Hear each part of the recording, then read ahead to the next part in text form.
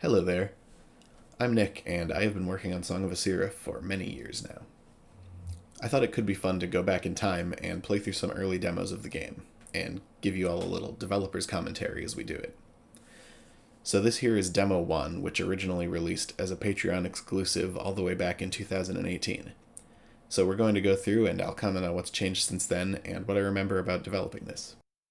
Before we start, I just want to tell you that this demo and Demo 2 are both available for free now on my itch.io page, and the link will be in the description if you want to go play this. Alright, so without further ado, let's get started. Welcome to this Song of Asirra Early Access demo. Everything you see and experience is subject to change. Please report bugs and send feedback to Nick. Hey, that's me. Any way you like. You can access a guide, blah blah blah. Okay, so this is the old school version of Lilliput Village, which is Elia's hometown, and it's where the game still starts. Back in this version of the game, you had a separate run speed and walk speed, which is not the case currently, and you had to double tap in a direction to start running. So that's an interesting thing that I ditched because it got really repetitive. Let's see, we got Malachi here. He loves to read outside on a nice day like this.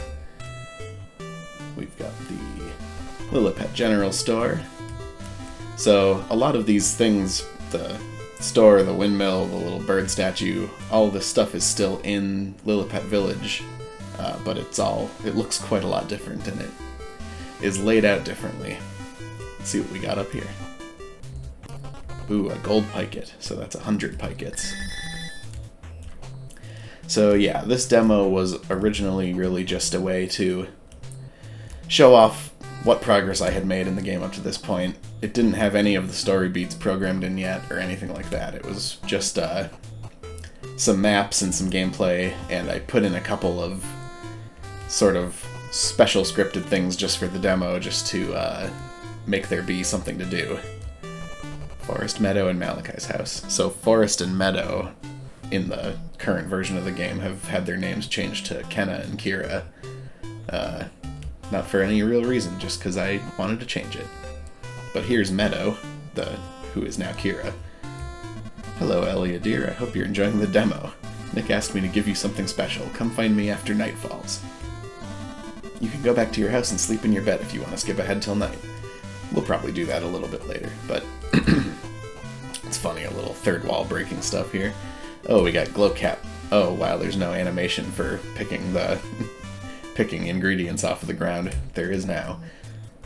We've got one-way platforms here and slopes, but they're all kind of a little weird. They don't work exactly the same way anymore. I remember, and honestly, they still don't work very well in the current version of the game.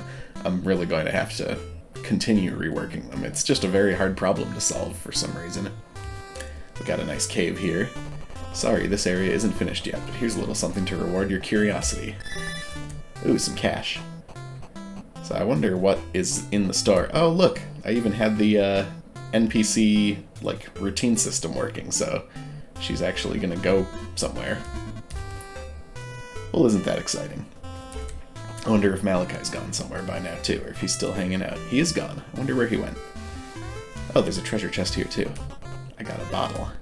Yeah, so spellcasting used to be much more complicated, and I'll show you later. Based on feedback I got from this demo, releasing this demo to my patrons, I ended up simplifying it a lot because it was just a little much to manage. He's not in his house. I really wonder where Malachi went. I'll have to walk around and see if we can find him. There's really not a lot of areas he could be in this version of the game. He's probably in the store. There he is. Oh, she was walking backwards for a second there. That's interesting. Okay, so I can't afford anything yet. Buy something, will ya? Little Zelda reference there. Here's Malachi. Joby hasn't learned to read yet. The character is not named Joby anymore either. That was a really strange name. Let's see what happens if you try and buy something you can't afford. Let's see. Can't afford it. Alright. So, I think at this point we could go, let's go sleep until evening at least. I kind of want to see what the world looks like at that time of day.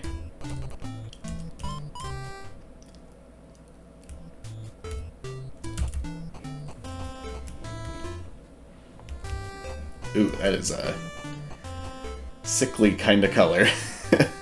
Back in this time when I was working on the game, I was very not great at spriting yet. I was still learning how to handle things, and I was not working with a standardized color palette. I sort of was just picking colors randomly as I went. So I feel like the appearance of a lot of stuff in this version of the game clashes quite a bit. Alright, so Meadow told us to come meet her after night falls, so we'll go ahead and sleep until night.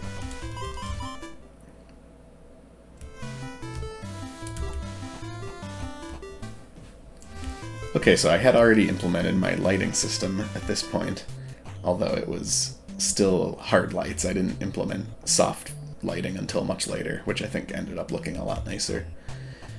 And it doesn't have shadow casting at all yet, which is a huge addition that I ended up getting to. So, okay, she stopped here. Whoa. Cutscene, and I ran all the way to this side of the bridge for some reason. I'm glad you found me. Nick wanted me to give you this staff. Alright. You can attack with it, but more importantly, you can cast magic spells. I'll give you this scroll right now and a bottle to brew the spell in. You got the Scroll of Guiding Light, which lets you see in dark places. You got the spell bottle, you now have a new slot in which to brew magic spells. Go click those glow caps, then open your spells menu, brew the spell, press the cast button. Okay, so this I can now show you the overly complicated spell casting system. So first you had to gather ingredients, that part has not changed. Then you had to open your spell menu, and I've got empty bottles here, and I can pick a bottle, say brew spell. This theoretically would have been a list of my available spells, but Guiding Light, it takes 3 glow caps, and I have 6, so I'll brew it. Now you can see that it's filled up this bottle with the spell, and now that the spell is in the bottle and the bottle is equipped, now if I press the cast button, she'll cast the spell. And now I've got a nice little light. So in the current version of the game, you have essentially 4 quick spell slots, and you can assign spells into them, and then you can just hold the spell casting button, pick one of your quick spell slots, and release. If you have the correct amount of ingredients, it'll automatically cast the spell at that point. Alright, so now we've got the staff, so we can do attacks. This little attack animation's cute, I kinda like it. Oh, that's right, I was gonna have a charge attack, so if you hold it long enough, you see the beak on the staff shines. I don't think at this point in the game I had implemented any difference between the two, though. Alright, now if I'm remembering correctly, I had sort of a testing and debug area also left over in the game, so why don't we just sleep until morning and go check that area out. Oh, the Guiding Light spell is still active. I didn't program in yet to check that if the time of day changed to subtract time from how long the spell should be active. Okay, so if we go over this way, we should beware, in this direction is an unfinished area. You can go there, but it hasn't been tested as thoroughly. You may experience bugs or crashes. Ooh, fun text effects. We do still have those in the game, although I don't use them very often. Do you want to proceed? Yes. Alright, so here's the little test area. Got little, very weird-looking cat slimes. They look totally different. Their behavior's totally different now. Let's see, red piket, vital elixir. Alright, we're really getting somewhere now. Now, can I make the jump to this other platform? Oh, I had not also implemented coyote time at this point, which, if you don't know what that is a one of a little set of tricks game developers use to make games feel more fair to you. So with Coyote Time active, there's a certain number of frames after you have walked off the edge of a platform where you can still jump, and you won't count as fall. You'll be falling, but you can still start a jump, even though you're technically in midair. It's like imperceptible, but it just feels better. I guess it reduces some of the input lag between your brain and your keyboard. Okay, I made the jump. Welcome to testing area. Let's see what else is over here. Oof. There's really only the one attack in the current version of the game. There's mid-air attacks, there's a multiple attack combo. Alright, so that really kind of is everything there is to see. And I had implemented bottomless pits. And I think if we wait around till daytime starts, which according to the sundial in the bottom left, looks pretty soon. We should hear a older and prototypical chiptune version of the Overworld theme song, which I have, in more recent days and years, rewritten in the style of the current music of the game, which is pretty orchestral. Here it comes. Yeah, so the current version of this song is really the same exact melody, just re-instrumented. And I added an extra section. But this is the only tune from this era of the game that's stuck around to present day, I think. And that pretty much wraps up this demo and commentary. I hope you enjoyed this little look back into Song of Asirra's history. And if you like this video, subscribe and thumbs up it, and maybe I'll do it again for Demo 2.